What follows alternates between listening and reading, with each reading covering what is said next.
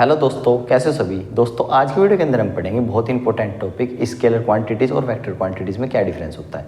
तो इसको एग्जांपल के साथ बहुत ही अच्छे तरीके से समझेंगे। तो चलिए शुरू करते बिना टाइम वेस्ट किए। तो देखो, पहले हम समझेंगे स्केलर क्वांटिटीज़ के बारे में। स्केलर क्वांटिटीज़ कौन सी होती है? तो स्केलर क्वांटिटीज़ हमारी होती है जिनके पास सिर्फ क्या होता है, ओनली मैग्नीट्यूड, जिनके पास खाली मैग्नीट्यूड होता है, इनके पास कोई डायरेक्शन नहीं होती। यानी ऐसी क्वांटिटीज़ जिनको रिप्रेजेंट करने के लिए सिर्फ हमें क्या चाहिए, मैग्नीट्यूड चाहिए, और इन्हें रिप्रेजेंट करने के लिए डायरेक्शन की जरूरत नहीं होती। अब अगर मैं आपको बताऊँ मैग्नीट्यूड, बहुत से बच्चे बीच कन्फ्यूज होते हैं, मैग्नीट्यूड क्या चीज़ होती है। मैग्नीट्यूड कुछ नहीं होता, मैग्नीट्यूड होता है वैल्यू। अब मैं आपको सबको समझाऊंगा, जब एग्जांपल दूंगा। ठीक, अब बात करेगा, अब बस आप ध्यान से देखते रहो स्केलर क्वांटिटीज़ को रिप्रेजेंट कैसे करते हैं। तो इन्हें रिप्रेजेंट करने का तरीका बहुत सिंपल है। सिंपल नंबर लिख दो, यानी सिंपल नंबर मतलब सिंपल मैग्नीट्यूड लिख दो, और वो जो भी क्वांटिटी है, जो भी इसकी यूनिट है, वो यूनिट लिख दो। जैसे मैं आपको एग्जांपल दे दूँ, जैसे हमारा डिस्टेंस है, एग्जांपल सब कुछ क्लियर हो जाएगा। डिस्टेंस है जैसे, अब अगर हम बात करें भाई डिस्टेंस की, तो मान लो कोई आदमी 50 मीटर चला, 50 मीटर, लेकिन डिस्टेंस में क्या होता है, डायरेक्शन नहीं होती। डिस्टेंस में सिंपल क्या बता देते हैं भाई, कितना कोई चला, किस तरफ चला, इससे कोई मतलब नहीं। तो जैसे कोई 50 मीटर चला, तो देखो ये जो वाली चीज़ है, ये वाली, यही तो मैग्नीट्यूड है। मैग्नीट्यूड यानी यही तो वैल्यू जो होती है उसे मैग्नीट्यूड बोलते हैं, और ये आपकी क्या होगी, यूनिट हो गई। तो बस ये तो मैं आपको बताता। तो रिप्रेजेंट करने के लिए स्केलर क्वांटिटीज को क्या चाहिए, सिंपल नंबर चाहिए, यानी मैग्नीट्यूड चाहिए, और दूसरा यूनिट चाहिए, आगे यूनिट, ऐसे इतना आसान। और इन्हें रिप्रेजेंट कर, जब हम रिप्रेजेंट करते हैं इसमें, इनमें कोई एरो नहीं यूज़ करते। एरो का मतलब क्या है, क्योंकि जो वेक्टर क्वांटिटीज़ होती है उनमें हम एरो यूज़ करते हैं। इन्हें मैं अभी बताऊंगा, अभी आप पहले से समझो। चलो एग्जाम्पल से और ज़्यादा क्लियर कर लेते हैं। तो डिस्टेंस सिंपल क्या बताता है भाई, कोई कितना चला, किस डायरेक्शन में चला, उसका कोई मतलब नहीं है। डिस्टेंस हमें सिर्फ बताता है लेंथ पाथ की, यानी कितना रास्ता कोई किसी ने कवर किया है। अच्छा, अब बात करें अगर हम स्पीड की, तो स्पीड अगर जैसे स्पीड है भाई, कोई गाड़ी मान लो चल रही 40 किलोमीटर पर आवर की स्पीड से चल रही है, तो बस ये सिंपल क्या होगी, ये इसकी मैग्नीट्यूड हो गया और ये यूनिट हो गई। लेकिन ये डायरेक्शन नहीं बताता। स्पीड क्या बताता है, कोई कितनी तेज चल रहा है, कितनी स्लो चल रहा है, लेकिन डायरेक्शन का कोई रोल नहीं होता। स्पीड बस स्पीड है, ठीक। इसके बाद जैसे टाइम की बात करें हम, टाइम मान लो जैसे 10 सेकेंड है। अब टाइम को आप दिमाग से खुद सोचो, टाइम में डायरेक्शन की जरूरत पड़ती है। कभी आपने देखा है भाई 10 सेकंड हो गई, या मान लो 5:26 हो गई नॉर्थ की तरफ को, कोई डायरेक्शन की जरूरत थोड़ा नहीं पड़ती है टाइम को रिप्रेजेंट करने के लिए। टाइम सिंपल एक क्या है, स्केलर क्वांटिटी। बस टाइम में भी क्या आएगा, मैग्नीट्यूड आ जाएगा और इसकी यूनिट आ जाएगी।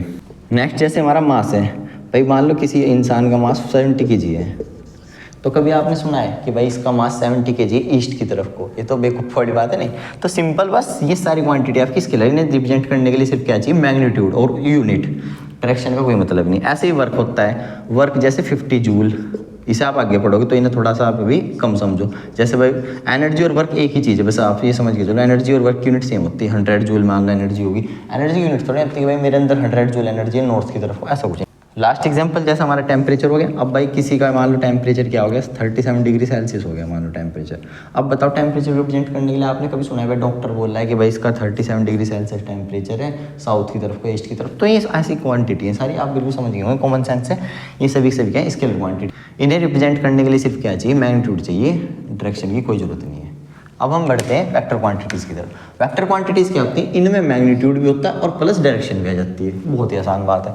अब इनकी रिप्रेजेंटेशन में हम क्या करते हैं, इनकी रिप्रेजेंटेशन में हम एरो लगा देते हैं। मैं बताता हूँ आपको कैसे, एरो का मतलब क्या है।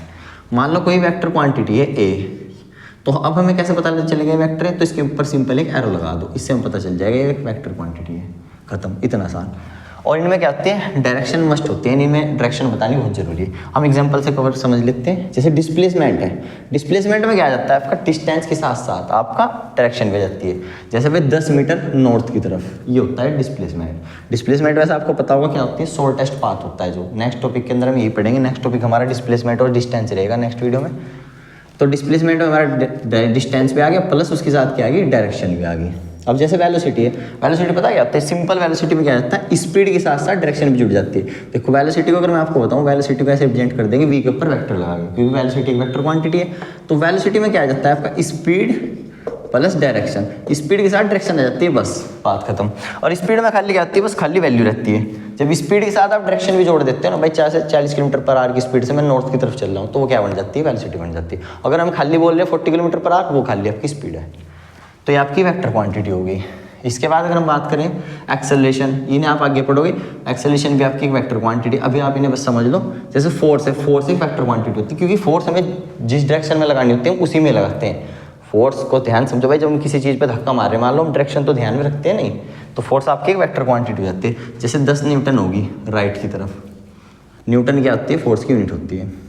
फिर मोमेंटम हो गया आपका, मोमेंटम भी आपकी क्या है, वेक्टर क्वांटिटी। वेट, मास ध्यान रखना है, मास अलग चीज़ है, वेट अलग चीज़ है। इन अभी हम कवर करेंगे, हर टॉपिक पढ़ेंगे हम धीरे धीरे। तो मास और वेट अलग अलग है, तो वेट क्या होती है आपकी, एक वेक्टर क्वांटिटी होती है। ठीक, तो बच्चों पर आपका कॉन्सेप्ट था। नेक्स्ट वीडियो के अंदर हम समझेंगे डिस्टेंस और डिस्प्लेसमेंट में क्या डिफरेंस होता है। सो आज के लिए बाय।